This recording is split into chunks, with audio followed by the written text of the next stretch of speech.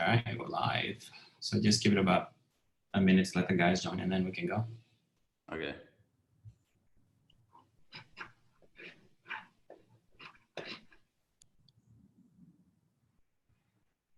I'm gonna go ahead and pause the recording for a little bit. I'll restart it when we're ready. Where will I see them coming in?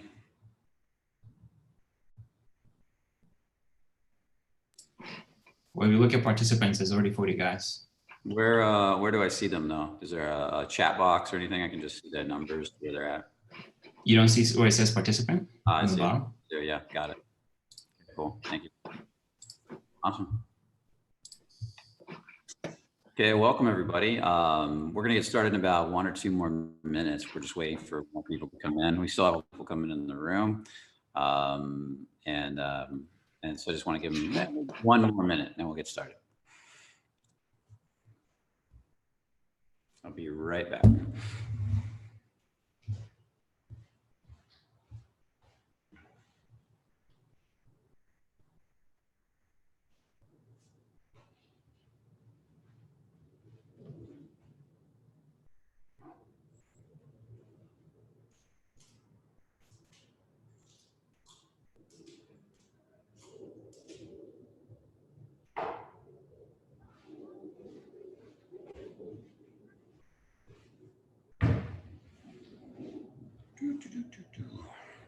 Welcome everybody. So what are we up to? 46 of you already and growing, and I'm sure that number will grow throughout the call here today. Now, just so you guys know, this is our first YouTube live. I want to start, well, it's first in several years. I want to start doing regular YouTube lives for you guys again, especially during this time where everybody's at home. They have nothing to do, or not everybody, but a lot of people are at home. They don't have as much to do, and they're stressed and they're worried and they don't know what's going on. And one of the best things you can do at a time like this is to really put more positivity in the world. So the more we can generate positivity with our community, the more we can, multiply that positivity out to the world and that positivity will then start to create solutions. People will start having realizations. We're going to talk about that during the call today, how your mindset has a huge effect on the direction that everything goes for you and for the people around you. And ultimately as a group, the whole planet, because there's a solution to every problem. I want to start with that. And I got to hit the recording again. Okay. There's a solution to every problem. So I want to kind of start with that. There's something called the law of polarity. And we have 7 natural laws. And the law of polarity states you can't have an up without a down. You can't have a left without a right. You can't have, something can't be 4 feet from left to right without it being 4 feet from right to left. And so at the moment, well, I'll give you another example. It's more concrete. If I took a piece of paper like this, you cannot have one side of the piece of paper without the other side. It cannot exist in the physical world without both sides. And so that's how the natural law of polarity works. It's not a mystical law, it's a natural law. You see it in nature everywhere. So this idea of opposites is everywhere. And if you go around and you look in life, you'll see that opposites exist everywhere. And you can actually spend a lot of time really looking at this: male, female, black, white, light, dark, up, down. The empty space in this room defines the room. And so when you see that, you begin to realize that the whole idea of if the moment you get a question, there has to be an answer somewhere in existence and consciousness. Whether you have that answer right away or not depends a lot on your attitude and how you believe and how you look at the world.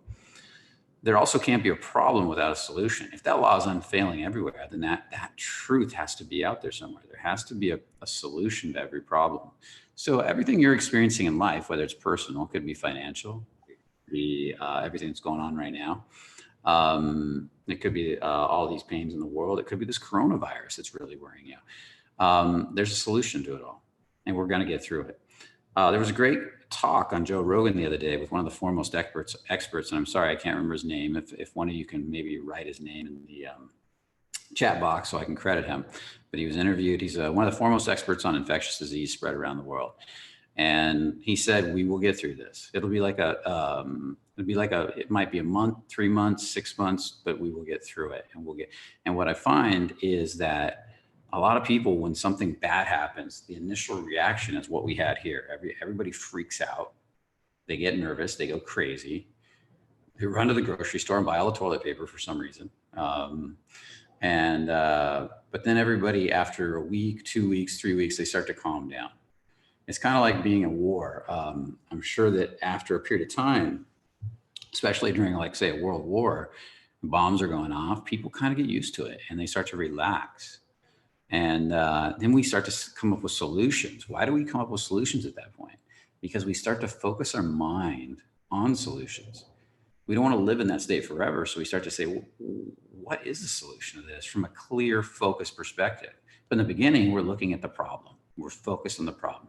How are we going to deal with this? Oh my God, everything is going to go wrong. And the focus of everything going wrong and that fear-based energy creates more of the same. You see, there's a difference. If you're focused on the solution with a positive intent to find the answer to the solution, and you're really driven to do that, like some of these amazing people that are working on this problem right now, then that will eventually birth a solution. But if you're focused on survival and how we're going to get through this, oh my God, this is bad. Oh, that's not really being focused on the solution. That's focused on how we're going to survive and struggle. That's really focused on struggle. And that creates a whole different set of circumstances. Now, you can relate this to everything in your life, whether it's the coronavirus or it's your dating life, or whether it's your relationship life, like you go from relationship to relationship. Your mind creates your reality. What you think about, the dominant thoughts in your mind, over time, compounded, because there's always a delay, but compounded over time, start to create reality. This is why people that are broke tend to stay broke. This is why somebody that gets in a bad relationship over and over again will recreate those bad relationships until there's a shift in the subconscious mind. Now, I personally believe that there's this coronavirus is an interesting thing. We've had a lot of viruses in the world, a lot that have killed a lot of people. Some, I believe, more than the coronavirus will probably kill. But this one we particularly really freaked out more than any other one. And because of the potential spread is so fast with it, I believe was my understanding, and the overwhelming of hospitals is one of the worries. But at the same time, we also have the internet. We have more connectivity than we've ever had in the world, ability to spread messages and fear. Like, we have this fear-based machine in the world. It's called the media right now, that just pumps fear into everybody's body and freaks everybody out all the time. And Marcus wrote, all I need to know is when the stock market hits bottom. I laugh at Marcus because when Marcus was last here in Los Angeles, the coronavirus was just getting here, and he was like, I'm not worried about it. I'm not worried about it. He was so casual about it. And it's a whole different attitude, and that's kind of the attitude we have here. Is it's gonna hurt. It's gonna hurt people. You take your precautions, be careful, but the bulk of everybody is going to be just fine. A lot of people will get sick, 70, 80%, maybe even more. Maybe you'll get a flu-like symptoms and be fine. There's going to be a small group that really get sick. Now, with that said, I was sick last week. Most likely I had the coronavirus. They wouldn't test me because I had most of the symptoms, but they weren't serious enough to actually test me. They wanted to save the test for the people that were really serious, that needed to be admitted to the hospital. I had all the symptoms: the fever, the sore throat dripping down into my chest getting tight. Lasted about 7 days. It seemed to get better than worse, like 3 times. I mean, as far as I'm concerned, I had it. And there was a part of me that laughed, because I remember saying before I got it, well, I had flown also the week before too, to Michigan and back. Before I got it, I remember saying to myself, and actually it contracted about 5 days after I got back from the flight. So that's the perfect incubation period too. So the part that made me laugh is I said, if I'm going to get this, wouldn't it be better just to get it now and get it over with? Because then I can go out and just, be one of the people, like, I think it was Brian Rose talked this beautiful video where he talked about, most of us, we should become immune after we get it. I don't know all the technicalities on that. or we should get, it should be a lot harder to ever get it again or have to get a different version. So, and he believed, and I don't know where he got this, I've been searching for this information, that every person that gets it over time actually creates a weaker strain. So if the stronger of us get it, then it makes it better for other people later. I hope that's true. If anybody is on this call and knows that to be true, that you can put that in the comments. But you know, the point is if we can get it to go through the bulk of society that's healthy, and keep the people that are more prone to getting it bad, keep them away from everybody for now and keep them protected, then we can get this thing kind of through the system and get it to calm down, and we can start to focus. And then a lot more of us will be able to help, assuming that we become more immune to it. And that's ultimately what I want to see. There are solutions. These are just possibilities. I'm not saying they're 100% right. All this stuff needs to be thought through. But because of the law of polarity, I know there are solutions, and we'll find those solutions. Now, if you do get it, and let's say you're stuck at home and you can't leave the house for a week, 2 weeks, should be about 2 weeks if you from the date of contact. And the article I just last read, 7 days from the date you catch it, as long as the fever disappears at the end of that 7 days. If the fever hasn't disappeared, then you got to wait till the fever disappears. But that's what I've read so far. Again, if anybody's got any different information, you're welcome to post it. Just keep it all sane and focused, not dramatized. That's all I ask. Because good information is valuable information. But again, remember, there's always a solution. And we're all going to come out of this fine and better than ever. So I got it. 14 days. I think the fever broke about 2 days ago. I'm still a little beat up from it. My chest, my esophagus is tore up. My chest is a little sore. Still have a mild sore throat that's slowly going away. And so it's, you know, my body is healing, and I'm fine with it. I got it. I got through it, and I've grown from it. Okay. And I did all my supplements, did what I needed to do, and got to the other side. So now I want to focus on helping you guys get to the other side yourself, whatever this is for you. Now, some of you may not be worried at all, like Marcus. You may be like, just teach us some dating advice, you know, and this might be the time to do it. You're sitting at home, and I want to take in as much information as I can, and maybe use some energetic modeling or releasing to actually shift my reality in this area and start to change my subconscious. So when the world starts to go out again, I can go out and meet women. Or maybe I want to play around with Tinder while I'm at home, because there's so many women on Tinder right now, and there are, from what I can tell. And I'll just flirt with them all. And when things start to settle down, I'll set up some dates and go from there and make it all happen. There's so many possibilities right now. And so I want to read you a quote, because I really want to reframe your mind again about this. And this brings me back to one more thing before I read you the quote. I saw this argument. A friend of mine who's a coach posted that he's in Ukraine. He was talking about how calm people are in Ukraine. The grocery stores are still full, and everybody thinks in Ukraine, he was saying the rest of the world thinks we're crazy. He's in a little town in Ukraine. And he said, he posted this thing, and another guy got on there and started freaking out and attacking him, telling him, no, we need to worry because of this, and we need to worry because of that. He was just going at him. He was trying to convince my friend, who's a coach, that we need to worry. And I was like, well, why? What is worrying going to do? In any world, what is worrying going to do? If you think about it, let's put you in a combat zone. It's a real serious situation. Like, imagine World War III was breaking out. Imagine you were stuck back in Nazi Germany and the war was breaking out and you're in Europe. Real serious stuff was happening. The more you stress, let's say you went into combat against Nazi Germany, and when you get in combat, you start stressing and worrying like this guy's trying to convince the world to do, like the news is trying to convince the world to do. What's the odds you're going to get shot?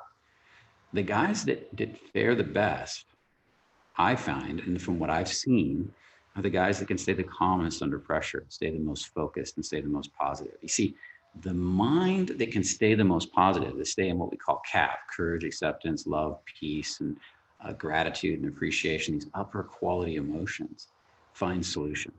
If you can find gratitude for this experience, appreciation for this experience, love for this experience, in the sense that you can still experience love in your body to the whole world, like giving it away, gratitude to the whole world, gratitude for this experience, for what it's teaching us, for what we're learning. What happens is the mind then expects to the subconscious mind tends to expect to find stuff that moves you to a better place of being from that place. But if you get really negative, you get really heavy, you get really dark and start stressing and thinking, I got to stress, the mind wants to take you in the direction of that stress and give you more things to stress about. Whatever you're experiencing, it wants to give you more of.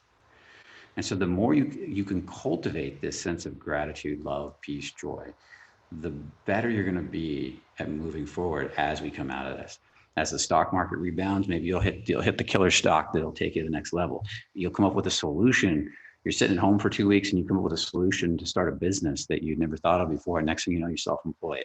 You're sitting home for 2 weeks and you come up with new ideas in your own business that you currently have that skyrocket it to a new level. The possibilities are endless when you learn to control your emotional state. So with this said, I want to go back to that quote I was talking about. And this is a quote I saw, I screen captured it. Somebody posted it and I just thought it was beautiful. And it's from Deepak Chopra. And I'm going to read it for you right now. And so this is one of the things you could read to really, something like this, to really help you cultivate that gratitude for this time. So there goes.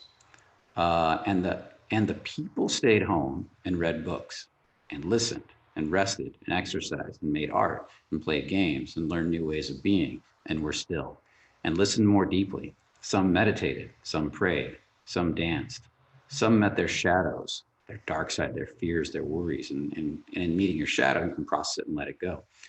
And the people began to think differently. And the people healed. And in the absence of people living in ignorant, dangerous, mindless, and heartless ways, the earth began to heal. And when the danger passed and the people joined together again, they grieved their losses and made new choices and dreamed new images and created new ways to live and healed the earth fully as they had been healed. I'm going to read that last part again because I screwed up the commas. Let's see. And when the danger passed and the people joined together again, they grieved their losses and made new choices and dreamed new images and created new ways to live and healed the earth fully as they had been healed. So, this is one way to look at this potential period of time. It's forced meditation for the whole planet. Literally, this is affecting the whole planet.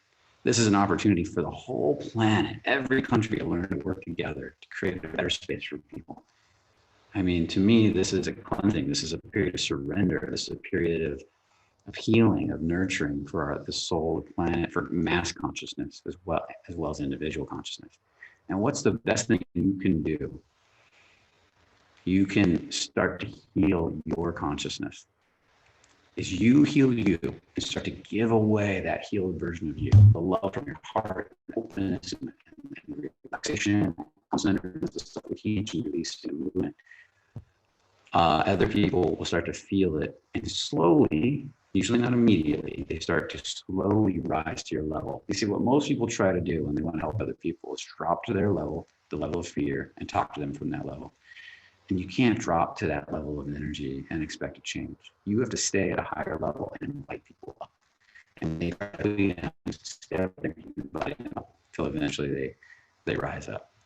So that's basically my talk. So there's a lot of comments over here. And we're gonna jump in. I'm gonna start answering some of these questions. Oh, by the way, I want you guys to start thinking about putting in the comments so Jonathan can track these comments a little bit. Throughout the next 2 weeks, more of these, and maybe we'll end a webinar, or maybe we'll end much more of these. Would you like more? Would you like me to team-based releasing process for this stuff to help you guys get more comfortable and get more comfortable being in CAP? Would you like me to do maybe around those dating alone, or just give away dating advice for you guys that answer questions for you guys that are stuck, and maybe or different things like that. We are going to be doing a webinar down the road around money and money mindset for a lot of people that are stuck on money, especially people that are hard at work right now. So that'll be a great one. We'll talk about that at some point. But just think about what you guys want to hear, because Fearless, what we can do as a company, because we're all about helping people grow, this is the perfect opportunity for us to help all of you grow. And it's a chance for us to get out there and do something to help you get to where you need to be. So you guys, please share them with friends, ask them on the calls. And Right, hold on for a second. We lost you there completely, audio-wise. you lost me? Yeah, it got really choppy. Am I back? At what point did you lose me? A little bit ago, but when you started talking about at Fearless, what we do. Okay, so at Fearless, what we do is we really love to help people grow. That's been my thing since I started all this. I've been doing it over 10 years, and I have to count it up, maybe 15. And I've been studying this stuff for so many years. It's what I love to do. Inspire and help people grow. And there's no better time in history that I've lived for me to be able to do this than right now. To get on these webinars, help as many people as possible. So what I ask you to do is when we put these calls out, share it with as many people as possible. Friends, especially, you know, if it's not just dating only and you want to invite a bunch of women, if they want to come, they want to invite them. We get a lot of questions from women anyways. And let's just see if we can move her in the direction. Another call we do is on the 7 natural laws, talking about how to use the 7 natural laws to really look at this situation in a different light. So we could do one on how to use releasing, the basics of releasing and mindset. We could do one on the 7 natural laws, which is kind of part of that. We could do one on dating. We could do, and then we've got the money mindset stuff coming up. So there's a lot of stuff coming down the road. It's our way of providing value for you during this time of need. Let us know what you'd most want us to do as somebody listening to this audio right now. Okay, now let's dive in. Jonathan, have you got some questions you've been looking at? There's a lot of comments. I can't get through them all. So what are you seeing in there that I address it? It seems to be a common topic. Yeah, I have some questions for you too. Awesome. Let's hear them. And just read the person, whoever wrote it, if you can say their handle or name and then the question. Yeah. Luis asked, what's the role of a man in this kind of crisis? Awesome question. What's the role of a man in this crisis is the same as what's the role of a man in any crisis. And if you're talking about man from the masculine perspective, now we're talking about masculine and feminine. And I'm going to assume you're talking about masculinity, because a woman can be masculine, a man can be feminine, and vice versa. Men tend to be more towards the masculine side, women tend to be more towards the feminine side. And so the role is grounding, containing, leading. So all the energies of creating what we would call a safe space for the man to help move forward, to help find a solution. So if you look at a primitive tribe, and this analogy I came up with a while ago, and I just think I love it ever since I thought of it. It's just because I think it hits home. And tell me if this hits home. If you look at a primitive tribe out in the middle of the jungle, let's say, and this jungle is very dangerous. There's a lot of things that could kill you. What the man does is he goes out with the other tribal members, and they create a section of the jungle that's for their people to grow, to have babies, to live, to heal, for the elderly to live in. And they create a safe space, and they create borders on that, just where their little village is, and they protect it. Then they go out into the wild and bring back food, and they bring back more materials for shelter and for fire and the necessity needs, especially in the more dangerous areas. And they're highly focused individuals, and they can focus with this penetrating energy. It's like cock, the energy, spear, cock, all these phallic symbols, all this energy that penetrates, it's highly focused. This is why the masculine tends to be hyper-focused in one direction. We love to focus on an idea and work on it. The feminine tends to flow and can take a lot of ideas on one, feel a lot going on around them. So then they go inside this space that the masculine's created and fill it up. They fill it up with love, healing, nurturing. They help to take care of and to nurture. This is where you're going to see a lot of people in the medical field could have. And both of these energies are needed everywhere, with inside, outside, and they overlap constantly. But you'll see a lot of people nurturing and healing and doing that right now too, and also people containing and leading and directing.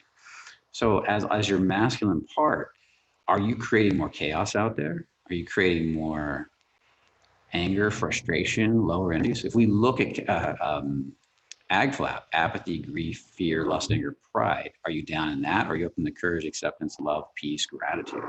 And what I would do is work on developing those upper energies so that you can put that out in the world, and then you can make decisions. We got Lane over here. Hopefully you guys can hear me.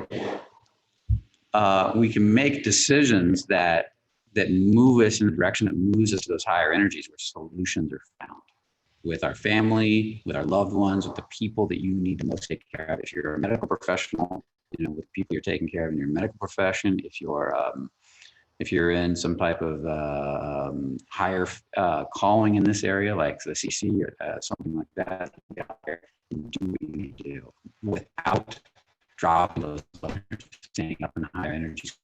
So this is one of the things I did the night I was really sick. It was my worst, and I was sitting there thinking to myself, and I get a little worried. I got worried because on hospital and so me do and I was Brian, can you give it a second? You're breaking up. Sure. Tell me when I'm good. 1, 2, 3. Testing. Yeah, it's better. Okay. So one of the things I did when I was getting a little worried, I was getting a little nervous, was I immediately said, you know what? The mind can multiply really fast what you're thinking about. It's an amazing machine. So stuff starts one thought leads to another thought. So if you're sitting there on TV, and you're sorry, I saw something come up. Can you guys hear me okay? A little note came up on the screen. The sound gets a little choppy for some reason. Let me close the window over here and see if these planes are interfering for some reason. It's probably just the Wi-Fi.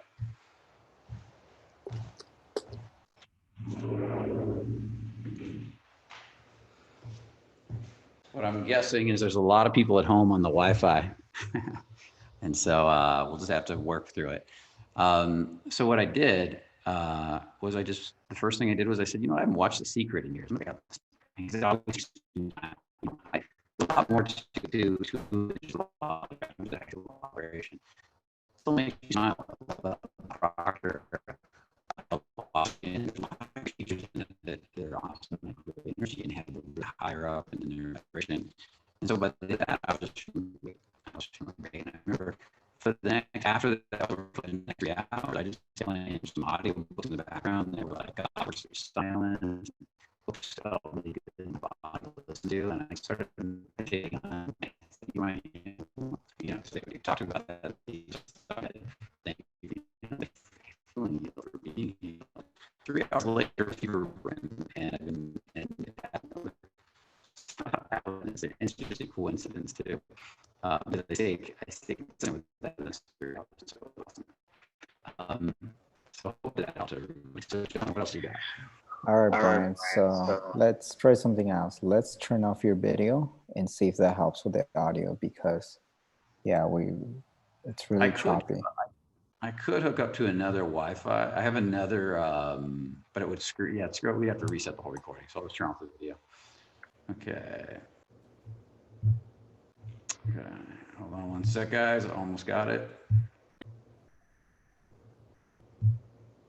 Okay, testing 1, 2, 3. How's that? You still hear me? Yeah, I can hear you. Is it better? Let's try it. It's already off. Video's off. No, I mean let's answer a different question. Give me a question. Let's all try to answer them shorter now, so we can save some time and get more answers in if I can. Okay. And you guys don't get to see my pretty face. Sorry. So Jonathan asks, how does releasing relate to the law of polarity? How does releasing relate to the law of polarity? That's a great question. That question, I almost want to answer it in a bigger perspective, which I'm going to not do, because the bigger perspective is how does releasing relate to the 7 natural laws? Because there's a lot of them. There's 7 of them. Well, there's more than that if you really want to get into it, but 7 is, if you really look at the 7, you can figure most things out. Again, if you think about the law of polarity, you can't, I said this earlier, you can't have an up without a down. You can't have a left without a right. If a stick is 4 feet from left to right, it's 4 feet from right to left. If you male, female, black, white, masculine, feminine, everywhere. So you can't have a question without an answer. Already, the moment one side of a piece of paper is created, another side is created in the moment. So the act of asking the question, the answer is already somewhere in the universe. I'll give you examples. if, you look at the Wright brothers, the ability to fly already existed in the universe. They had to figure it out, but the desire, the burning desire to figure out flight was already within them. And the ability was there the moment they had it. That's how law of polarity works. Now, maybe they hadn't put the bicycle parts together in the right order yet, and and all that type of stuff, but that burning desire inside of them indicated there was a way to achieve it. Elon Musk has the burning desire to get to Mars. So the ability to get to Mars has to exist. How long it'll take them depends on how much we believe we can actually achieve it, how much resistance, how much social belief gets in the way. Now, that's a big topic. But knowing that if you have a burning desire to figure something out, if all of society gets together and says, let's figure this COVID-19 thing out, then the solution has to exist. And that creates a certain level of comfort. It actually raises you up the emotional scale. And it has to exist now, not in the future. I mean, there's the answer somewhere out there. We have to find it. We have to sort through everything and find it. The higher you are on the emotional scale, the faster you find it. The easier it is to sort through everything. The more your gut instincts point you in the right direction, the lower you are on the emotional scale, especially if you're really pointing in the wrong direction. So when I'm looking to solve a problem, I want to get high on the emotional scale to solve it. In my personal life, this is how I've built everything I've got. I've done very well for myself. And I didn't really start doing well for myself until my later years. I started really working on this stuff in my mid to late 30s and building up from there. And but before that, I was poor. I was broke as a joke. I couldn't do one thing right. Everything I did failed and actually went the wrong direction. That's because I was trying to do everything from a low emotional state. So when I thought about it, I came up with the reasons why it wouldn't work. And I would try to go take a risk. I'd fall flat on my face and do it all backwards and then just go into more pain. I would amplify the pain. By figuring this out and learning to raise my emotional vibration, the way I relate to the world, I started finding solutions. So that's literally what I've been doing. And that's what sort of, when I was sick, that's what I was doing by changing the tune around me, the vibration in the room and making it lighter. And that's what I want to do for you guys so we can amplify this throughout the planet. Okay, cool. Hopefully that was a good answer for you. What else do you got, Jonathan? So Mario is asking, should we approach or put it off for some weeks? I realize watching the news gets me in my head when I'm interacting with people in public. That's a tough question. I think that's a personal call. What I would say is if you're going out to approach, if you're stopping approaching purely out of fear, you need to look at that and work on releasing. The best answer I can give you is if you can really release all that fear and then make a decision from the cat, courage, acceptance, love, peace, an intuitive decision from cat that tells you not out of fear, don't do this, but out of this is the right thing to do, then I would say that's probably the best direction to go. But you have to make that call. And what I want to do is try to make my decisions out of love, out of love for fellow men, for each other, for people. Now, I'm not going to avoid the world. I got things that need to be done, but I'll be reasonable. If you do decide not to approach, what can you do in its place? So you're still growing. You can be learning. You can be on webinars. You can be training. You can get on. You can also do energetic modeling, releasing. You can read letting go, or you can study some of our stuff and learn to release some more, or meditate and visualize. And visualize talking to 100 women a day.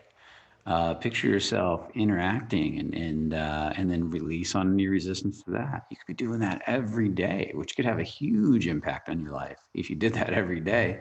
So there's all kinds of possibilities out there. You can be doing highs from a distance if you feel comfortable with that. You've ultimately got to decide. Now, also, I would look at your risk factor. And I'm not saying to release and ignore the statistics that are out there. You use intelligence, but don't make a decision from fear. If you're in a high risk category, you got a lot of lung problems, then yeah, maybe you want to take some time and take care of you and so forth. If you're in a low risk category, you got to make a decision for yourself. I chose to go out and keep socializing, and I flew to Michigan because I had something I needed to take care of, and I came back and got it on a plane. Most likely, that's when the symptoms showed. Was right after that, and it happened. And you know what? I'm fine for it. but that was my choice. Okay. So, and like I said earlier, I'm in pretty good health. So very good health for my age. And I had a feeling I'd be fine if I got it anyways. I was like, and in my mind, if I got it and isolated myself and got through it, then that's one less person that can spread it again later. So, so that's how I thought, but that was me. You got to make a decision for you. I'm not saying what I said is right for you. Okay, who's next? So Luis is asking if you can give a releasing advice related to this topic. How can you release on fear, on, or maybe the fear of uncertainty? He wants more specific advice on this topic. Yeah, well, you got to welcome. How are you even welcoming the fear of uncertainty? Are you looking at the uncertainty, and then what moves you to a higher state of being? I kind of want to do a little call maybe on this because there's a lot of ways we could do it. Maybe do a few releases. But if you were to sit there and notice what your body feels like right now, notice where you feel the uncertainty, and then see if you can welcome that uncertainty, allow it to be, acknowledge it, and just sit with it for a moment and notice how it feels. And then ask yourself if that uncertainty is actually you or just a feeling in your body. And notice that it's just a feeling, it's just a sensation, it's transient. It's not always there. It comes into being and out of being. So it's not even you. Matter of fact, the body's not even you if you go deep enough. And then ask yourself, can you let go of even 1% or 2% of that uncertainty? See if you can do that. And then see if that feels a little bit better. And then just take a breath and acknowledge any space that was created, even if it's 1%, 2%. Maybe you can let go of all of it right away. And then see if you can welcome any courage in its place, the courage to let it go. And notice what that feels like. And then welcome more courage, more courage, more courage, and even a bit more. And then start to think about something that makes you feel courageous for a moment, where you felt courageous. Maybe it's something you've done, an experience you've had. For me, I always think, I don't know why, but I always get the image of Captain Jack Sparrow standing on his pirate ship, swinging through the air, not giving a damn what anybody thinks of him, laughing and having a good old time. And so that's where my this sense of adventure comes to me, and I get this sense of openness, and my heart opens and it starts becoming giving. Good. Now go back to that sense of uncertainty, that doubt. Think of the coronavirus again, or whatever creates it, and welcome that again. Acknowledge that, and notice what that feels like, and sit in that with that for a minute. And now notice where you feel it in the body again. Notice it's just a feeling. It's a transient sensation. Notice it's not permanent. It's just a sensation. Actually acknowledge that it's not going to be there one day because the coronavirus will be gone. One day the coronavirus will be a memory and we'll all talk about it. Remember when we'll talk about it with our kids, grandkids, whoever, and when we're old. And so just go back and now notice that uncertainty is a transient thing. And then ask your body again, can I let go some more of that feeling of uncertainty? And can I let go more of it?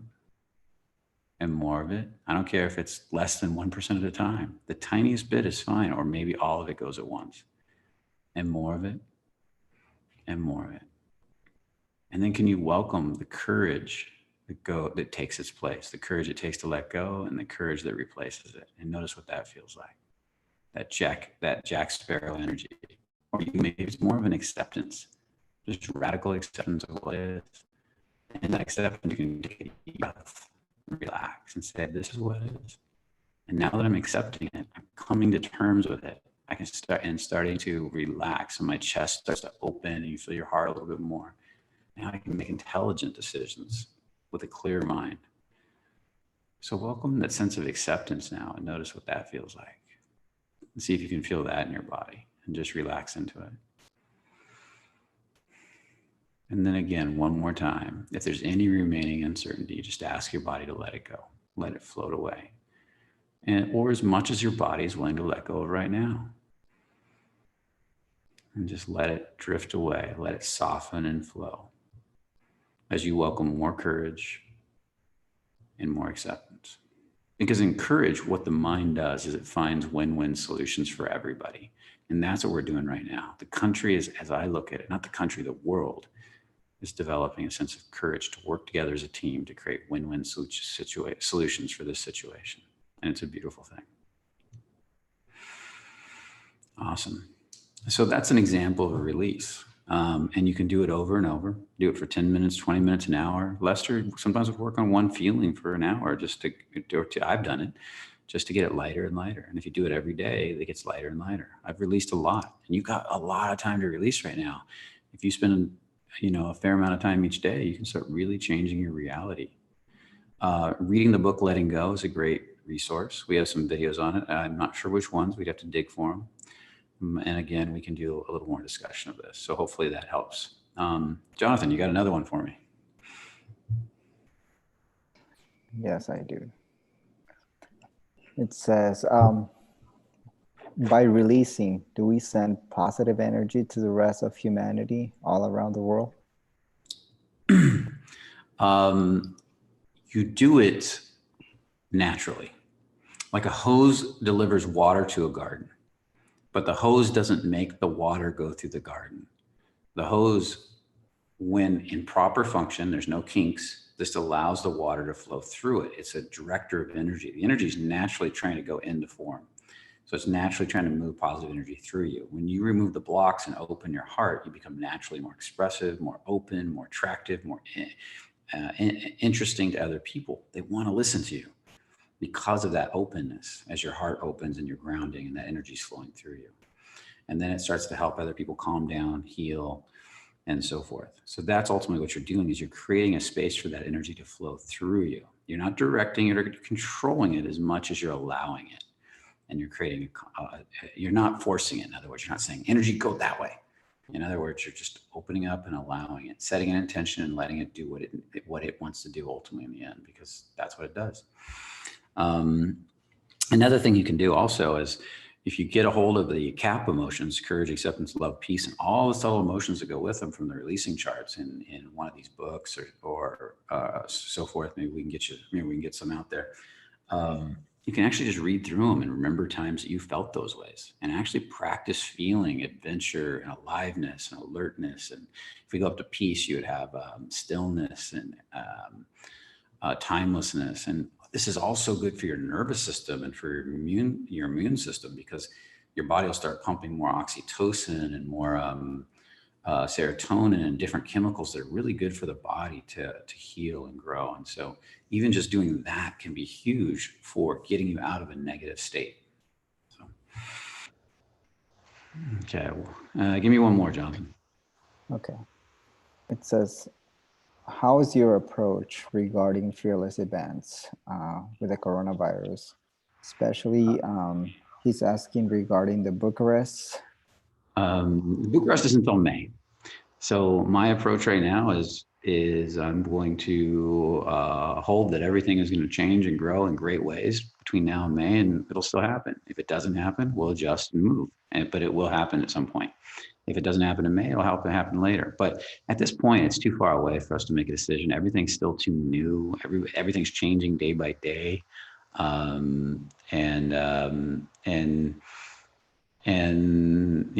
Possibilities are endless. I mean, I know they're working on vaccines right now.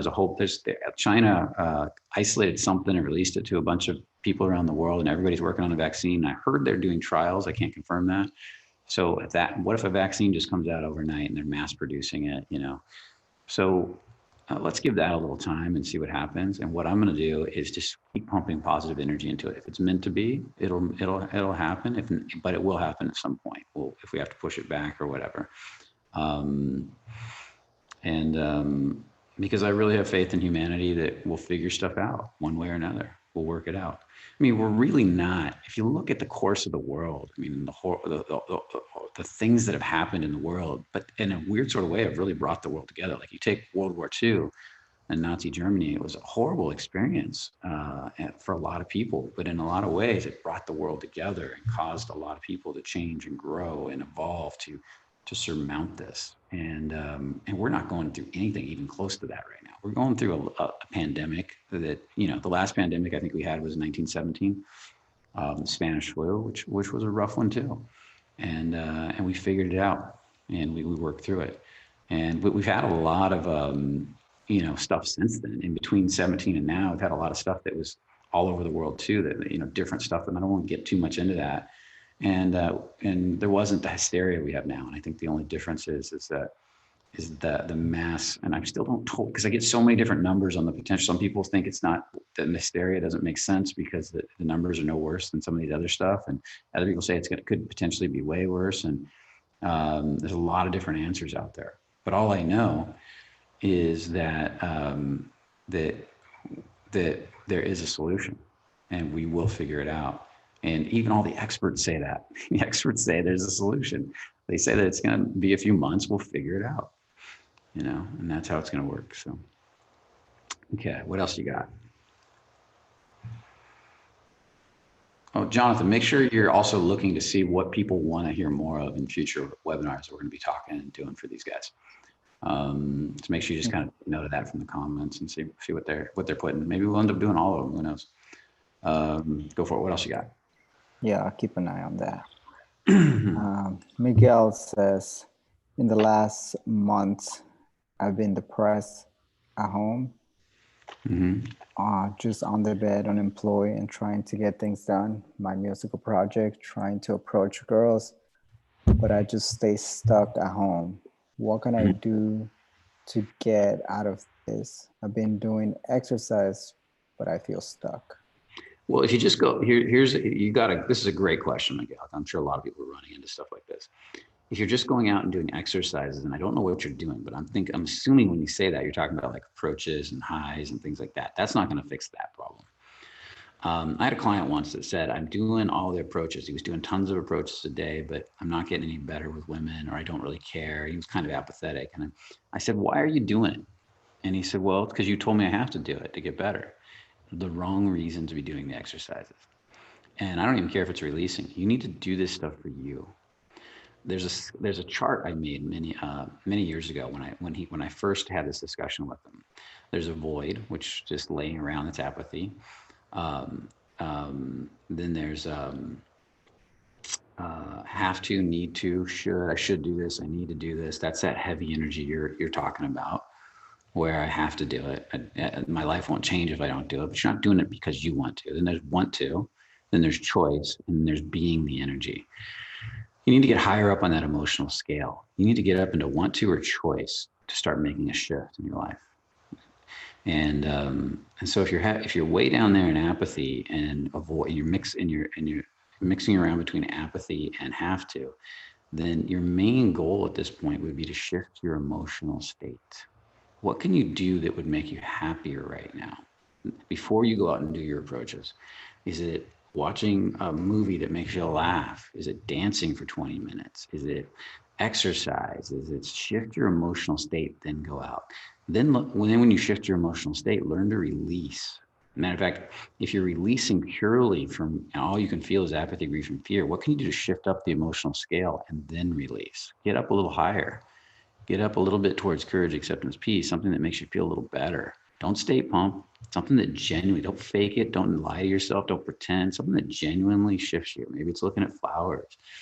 I do stuff like this all the time. I used to own a lot of fish tanks, planted fish tanks with beautiful fish, and I love them. But I travel too much to have them right now. I thought about having somebody take care of them, but I've been watching some videos this week on beautiful fish, planted fish, just because I love doing it and it makes me smile. I watched The Secret the other night.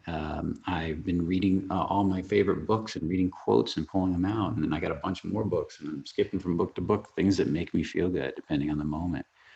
I'm staying away from stuff that I'm definitely staying away from movies that focus on negativity or shows that focus on negativity or pandemics or things like that. I'm focusing on stuff that programs and seeds my mind with positivity so I can bring that to you guys. If I get a little heavy, I go shift my reality again. And I think every time I get a little heavy and shift my reality again, it's freaking awesome, because that's teaching me to let go of some more stuff that would normally hold me back and moving up the emotional scale even more. And I know that each day I do this, I'm going to get more and more throughout my life, consistent at staying high up in the higher energies. and I'm going to get easier to get up there. I'm going to stay there more. I'm going to enjoy being up there more. Life's going to get better up there. And that's pretty much, that's it. So what is it that makes you happy? Then start surrounding yourself with it and using it. And then as you step outside of that, learn to do everything else from that. This is for somebody that's really heavy. Also read the book, Letting Go by David Hawkins. That'll help you to really start understanding letting go, and reread the chapters on courage, acceptance, love, peace over and over. You might even find that if you read the chapters on lust, anger, and pride, you feel better because you're down in those lower energies. Lust, anger, and pride is the next lightest energies. And just going up, like let's say you're down in lust, lust, anger, and actually apathy, grief, and fear. I'm sorry. If you're down in apathy, grief, and fear, those next emotions, lust, anger, pride, are a little bit lighter. So if you're down in apathy, grief, and fear, and you get up into anger, you might find you suddenly just feel a little better. Don't get stuck in it. Keep working on it, but let yourself feel the anger for a little bit if it feels good. Don't get reactive to it. Stay proactive with it. Use it to face more emotions instead of attacking or lashing out at other people, and then grow some more. So play with dogs, puppies. What is it that you're not letting yourself have that would make you smile today? And, start exploring that a little bit, and then come back, do some more releasing. If you have to go back and forth, for me, a big one was music. I get these really beautiful tracks of music that just lifted my spirit. They're usually instrumental. Sometimes they were spiritual tracks and things like that. And it would just shift my reality big time. So love that stuff. The call has been almost an hour. I want to do a call where we answer a lot more questions. A lot of you are on here, but here's the problem. I can't do that today. My voice is starting to get a little tired. My chest is still sore. I'm getting fatigued right in here. So I want to give my body a little break so I can be available for you guys throughout the week. So as we do more stuff, we can really dig at this. And each day I'm getting a lot better now. So I want to thank you guys for being on here. I see some familiar names. I see a lot of comments on here. What I want to do from the future is maybe having some staff on here answering a lot of your comments, and then we'll pull out. So a lot of you get your questions answered, and I'll pull out some and answer them personally too. That way you get a lot of questions answered from different formats, and create a lot of value for you guys. And hopefully you guys listed in there what you want to see more of this week and next week and throughout the weeks to come. And Fearless can build a lot of value in your lives and help you guys to stay more positive and start to change some realities. And then you guys can go out and affect the rest of the world. Be that beacon of light that the world needs to find solutions to. You might be the one guy, you get into a nice emotion just for even an hour, and you go out and you're that one guy that changes somebody's reality. It's so heavy, and makes them smile that day, because maybe it's the clerk at the grocery store that's getting, that's going nuts with all the people coming through talking doomsday. And then you go in and you make her laugh and smile and open her up, and that changes her reality. And then she changes somebody else's reality. The next person that comes through that goes home has to deal with something heavy, and that shifts that. And you don't know what your domino effect is doing. So remember, we find solutions as we get lighter in our emotional state. Okay. You guys are awesome, and I love doing this. And down here at the bottom, Bernie Frank, yeah, it's awesome dude, and Avo, awesome dude, and we'll be doing more of these very soon, and we'll get more into it, guys. Okay, so take care. Hey Ryan, good to see you, buddy. Brian, Bills, I see all these names. Just want to give you guys shout outs. Anyways, hope you guys have a beautiful night, and we'll be talking soon. Okay, take care.